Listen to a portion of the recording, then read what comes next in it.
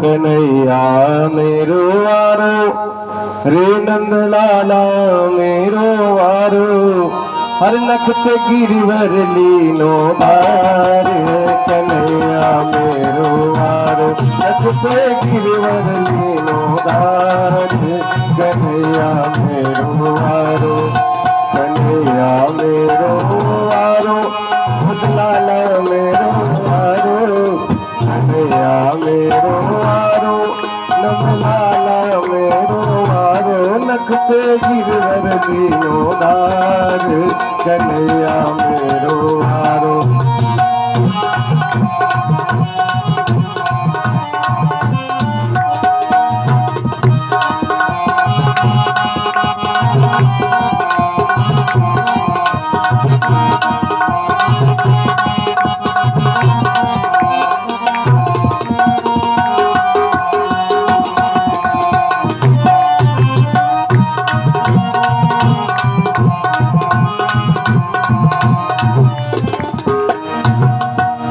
मैया यशोदा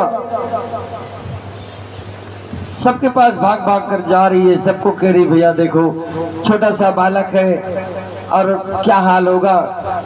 अब सब आपस में चर्चा कर रहे कि यार ये कन्हैया की जो मैया है ना, याकू लग रहा है सगरा याई ने उठा रखा है। दोस्तों को जलन होने लगी, इसकी मैया को तो लग रहा है कि सबरा इसी ने, अरे हमने भी उठा रखा, हमने भी सबरे उठा रखा है। अब खींच जब आई भगवान कृष्ण के मित्रों को, तब उन्होंने कही लाला एक काम कर, तेरी मैया ना बड़ा परेशान है, तो तू एक काम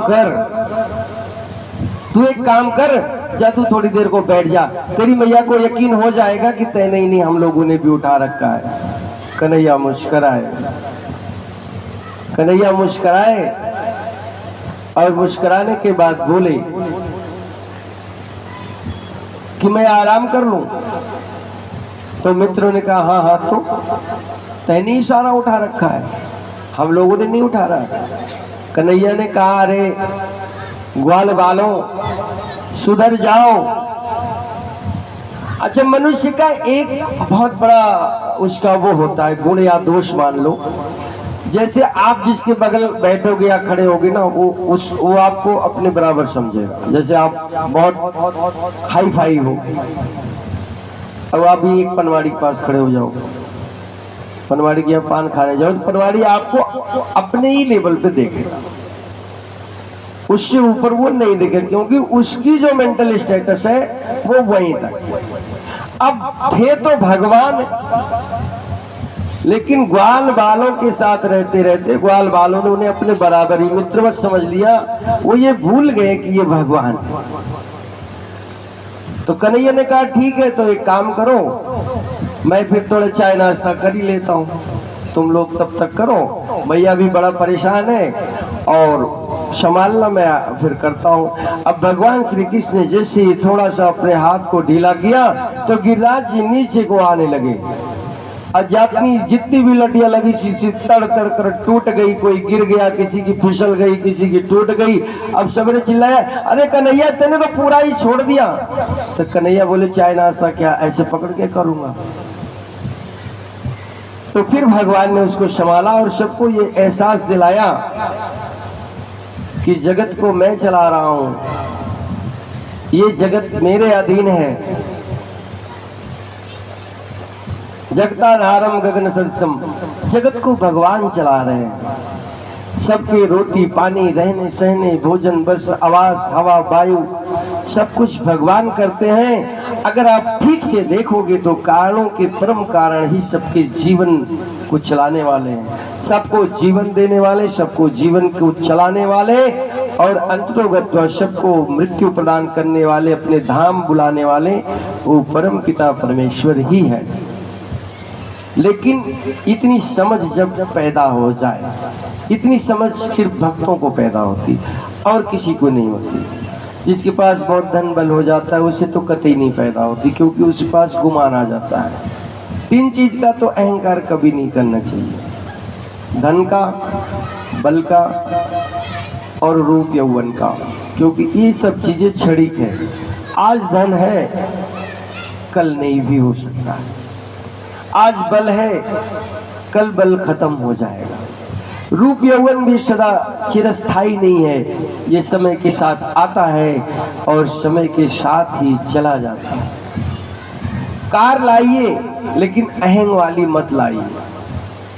कार लाइए, फॉर्च्यूनर लाइए, बोलेरो लाइए, BMW लाइए, कार लाइए, अहंग वाली कार मत लाइए, क्योंकि वो आपको पीड़ा देगा और कहीं ना कहीं आपको फंसाएगा, और अहंकार ही मनुष्य के दुख का कारण बनता है।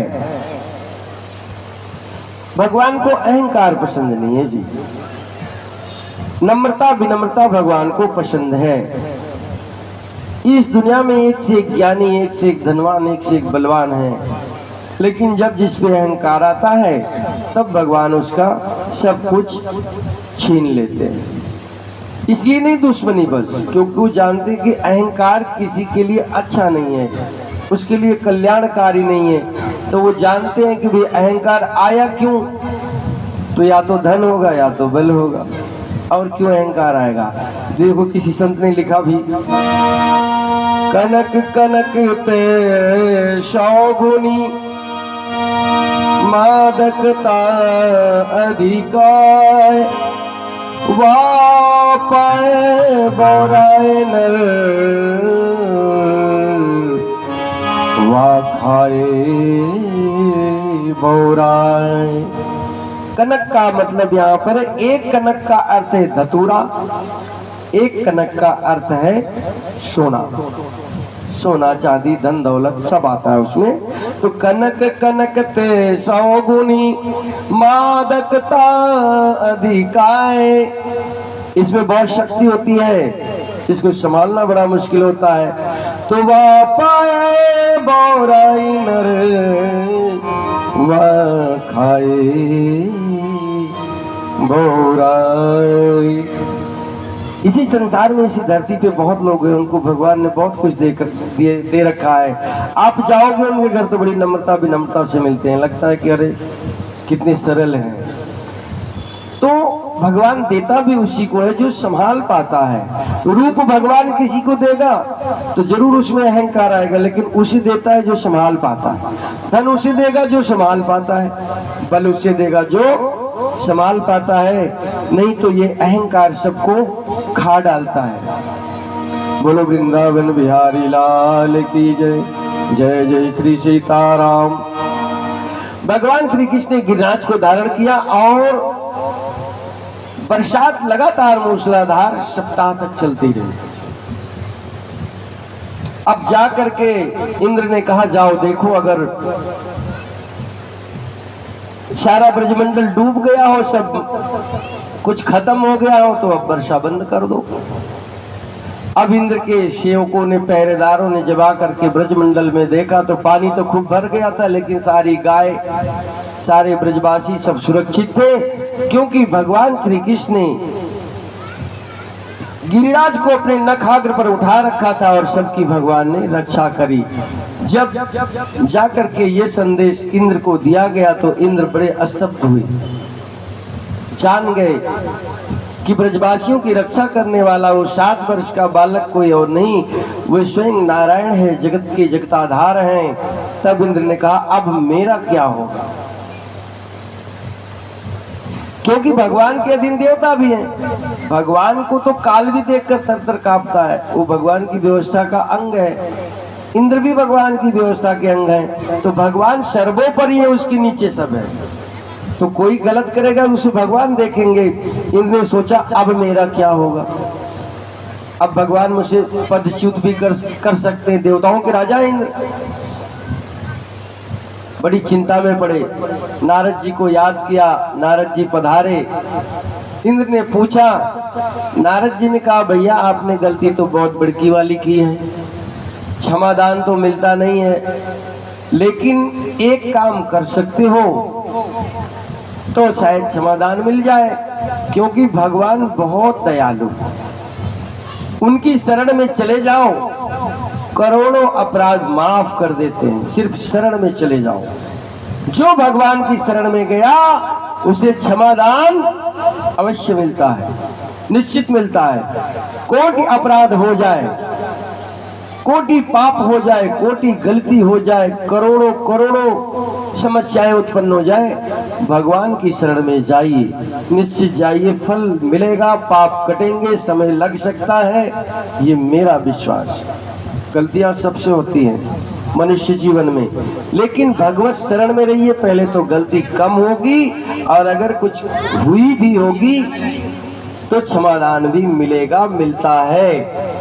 ये लोग कहते हैं ना कि भी किया गया कर्म नहीं करता, हाँ ठीक है, भगवान की ऐसी ही व्यवस्था है, लेकिन जब आप भगवान की शरणागति हो जाओगे तो उसमें कुछ कट जाता है, ये तय बात है। भगवान कितना काट दें, कितना क्षमा कर दें, किस रास्ते से बहुत बड़े कष्ट को थोड़े में निकाल दें, ये सब भगवान करते हैं। भगवान के भक्त लोग जो हैं वो बड़ी बड़ी पीड़ाएं, बड़ी बड़ी मुश्किलें, बड़ी बड़ी समस्याएं उनकी थोड़े में निकल जाती हैं, वो भगवान की कृपा से होता है।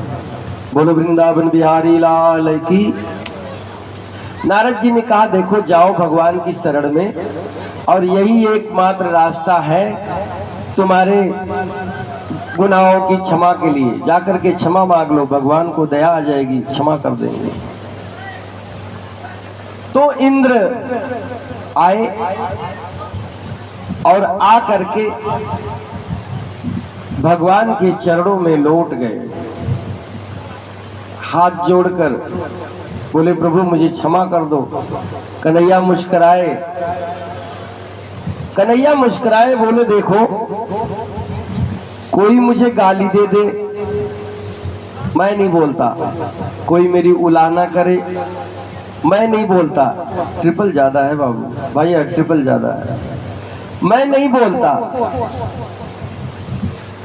लोग रोज मेरी शिकायत करते हैं, लोग मुझे उलाहना देते हैं, भगवान तूने मेरे लिए क्या किया, भगवान तूने मुझे क्या दिया। कर्म तो सबके अपने हैं, लेकिन मैं किसी का बुरा नहीं मानता, ध्यान ही नहीं देता, क्योंकि मेरे बच्चे हैं, बच्चे बाप को कहते हैं आज तक आपने मेरे लिए किया ही क्या। यही होता है ना, माँ बाप जीवन भर बड़ी बड़ी मुश्किलों से बच्चों को पाल कर खड़ा करते हैं, बड़ा करते हैं, अंततोगत्वा बेटा बहू बेटे सब क्या कहते हैं, आपने हमारे लिए किया ही क्या। यही होता है ना, तो ये होता है। तो ऐसे हम भी भगवान कहते भगवान आपने हमें दिया ही क्या। अरे जीवन दिया मनुष्य का, हाथ दिया, पैर दिया, आंख दिया, कान दिया, नाक दिया, हम चला के नहीं कर पाए। यही मैं बार बार आग्रह करता हूँ, भगवान से ये बोलो कि प्रभु जो कुछ दिया वो आपने दिया, जो नहीं मिला वो शायद मेरे कर्मों में कुछ रह गया होगा या मेरी प्रारब्ध में नहीं होगा। भगवान को कोसो नहीं, भगवान को धन्यवाद करो।